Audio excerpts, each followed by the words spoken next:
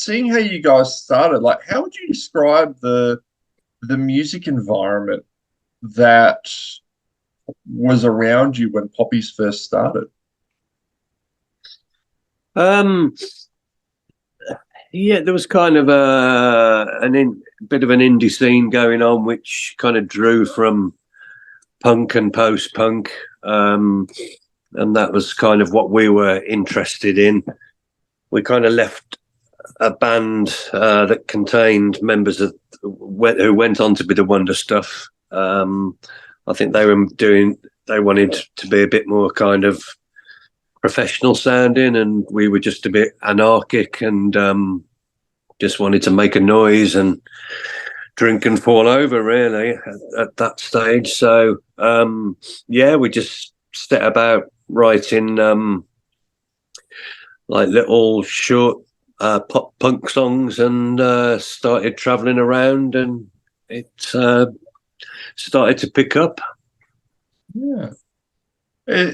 I feel like England has this great pedigree of bands that would, take very strong stances against the establishment, whether it was, the Sex Pistols, God Save the Queen, or one of my personal favorite bands from Birmingham, Napalm Death. Very, there's always been a good spirit in England with that, I guess kind of resistance to authority kind of thing. I don't know. Am I talking out of my ass here? No, probably not. Yeah, I'm not really sure why that is. I suppose being here, you're just kind of used to being in it, and don't really get the outside perspective. But yeah, I think probably since the punk days, really, it's there's been a healthy voice in artists to speak up and say what needs to be said. Maybe it's the same with every country, but I don't know. UK is kind of very on the surface. It's very sort of pro monarchy and very stiff upper lip, and it's just kind of the image that is presented, but it's not really what happens. Bands are real people, and that's kind of what real people think. Yeah. I remember talking with Barney Greenway from Napalm about how, as someone who grew up in Australia, I knew who Margaret Thatcher was, but I had no idea. Yeah, there we go. I had no idea. When she died, people were throwing street parties in England, and I was like, whoa. And he's just like, yeah, with good reason, because he grew up in Birmingham, and he was saying that the conditions were pretty appalling. Yeah, kind of from late 70s through to the mid 80s. Yeah, it was very hot political battles going on. I think the UK as a country wasn't doing very well. I mean, the Labour government weren't doing well. They got booted out. And then the Tories came in, and Margaret Thatcher was this sort of, called her the Iron Lady. So she had very sort of strong ideas and principles. She came from a working class background, but was, very sort of middle class. And yeah, they closed a lot of industry was closed down. And yeah, it was she's a very divisive figure. Yeah, hated by some, loved by others. But yeah, Margaret Thatcher. Yeah. It's funny. It's some people, you just mention the name and people start going, Yeah. What a legacy to leave behind. You kind of hope that when you die, like people will be sad, but you're kind of hoping that you live a life where people won't be throwing street parties when you die. That might be. Let's just aim for that, shall we? Yeah, it's I don't know. I mean, I didn't go that far myself. I think when anyone dies, you kind of should be a bit respectful. I don't know, but other people think differently. But I noticed the sound of poppies obviously started to take a lot from that industrial sound. Like going back through your discography, I was reminded a lot of Pretty Hate Machine by Nine Inch Nails. You know, those great '80s drum samples and loops and all that good stuff. How did the evolving, how did the evolution of technology throughout the band's existence change how you made music? Um, I hadn't really heard the early Nine Inch Nails stuff, but we used the producer Flood, who'd worked with them, and he worked with Renegade Soundwave, who we really liked.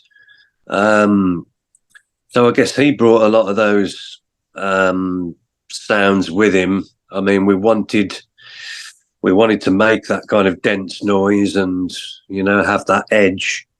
So he was able to help us do that. When we first went in the studio, we hadn't got much technology at home, so the first time we went in the studio, suddenly we found all these toys and started to use them, and we're thinking, wow, isn't this great? You can make that noise and this noise. And that kind of really changed the band from a kind of guitar band, just a live sounding guitar band, to the kind of big processed sound that we evolved into. So it was just kind of discovering that studio technology. Once we were already known, a lot of people have discovered it before they put music out, but for us, we kind of grew up in public, I guess, with the evolving of our sound. Yeah. I understand that now. Please correct me if this is incorrect. That Poppies was one of the few bands that was actually invited to perform in the Soviet Union before the wall came down. How on earth did that happen, and what was that like? Yeah, it was crazy. I think we were the first independent band to be allowed there. I'm not sure they knew what they were doing, but it was they sent this guy along, and it was his job to come to Britain and look for bands and decide who he wanted to take over there, and he chose us.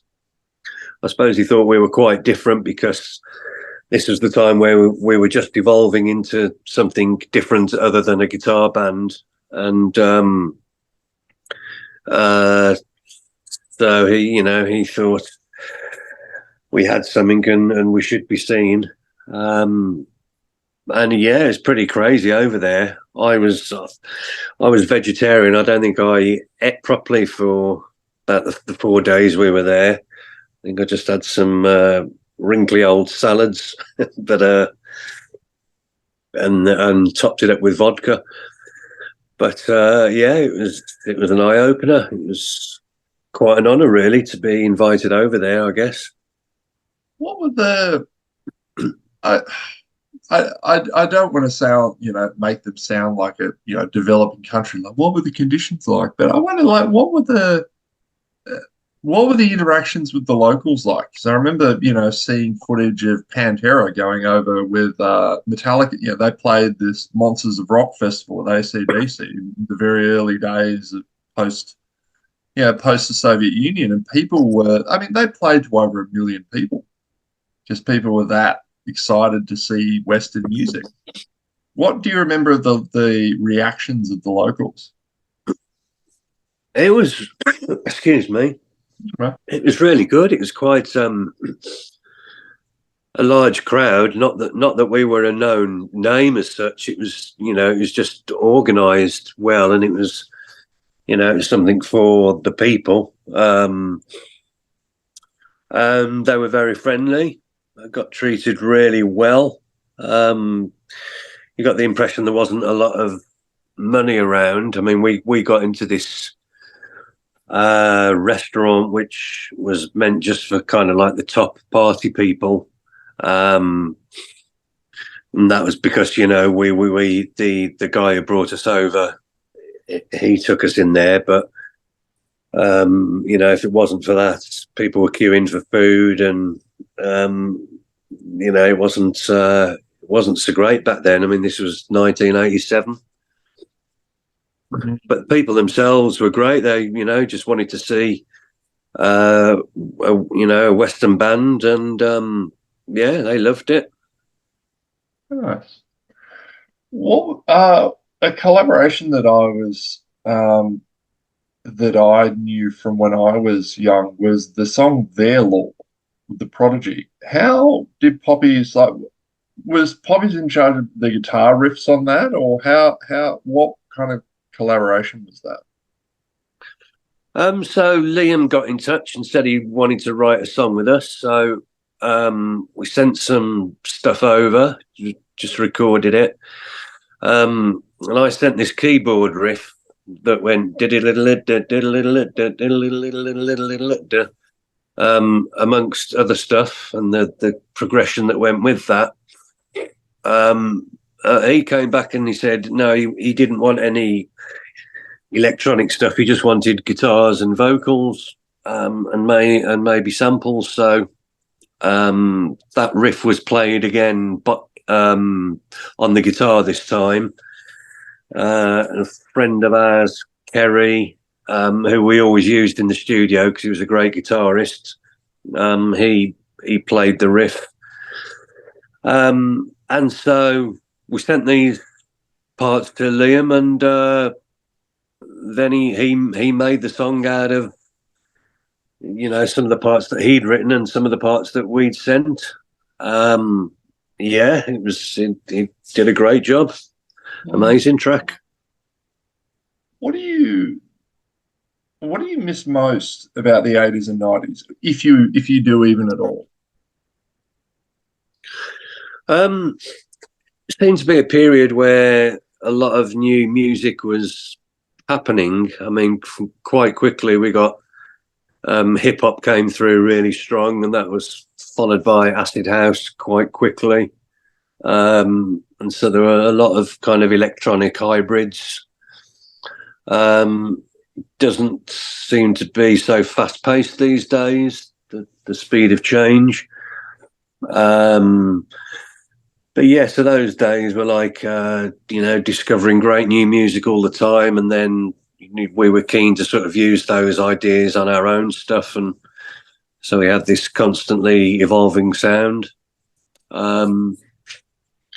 Yeah, I think that's probably the main thing that I miss. But, I think there's good music in all eras. Hmm. When I was when I was reading up on the band, I feel a bit sheepish because I looked at the band members and the previous members, and I went, "Hang on, Clint Mansell, like Requiem for a Dream, Clint Mansell," and it's like, holy shit, right? I put two and two together, and I was like, "Oh, that's nuts." What was he like to work with? I'm not talking about him like he's dead, but what was he like to work with? And probably still is like to work with. And what was it like moving on?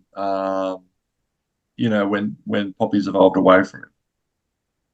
When Poppy's what? Sorry. Oh, so I was trying to say like when you moved away. I was when Poppy's kind of evolved and he went Oh, another. right. Yeah. Um, we tended to write songs sort of separately and then come together in the studio when they were probably sort of 70% done.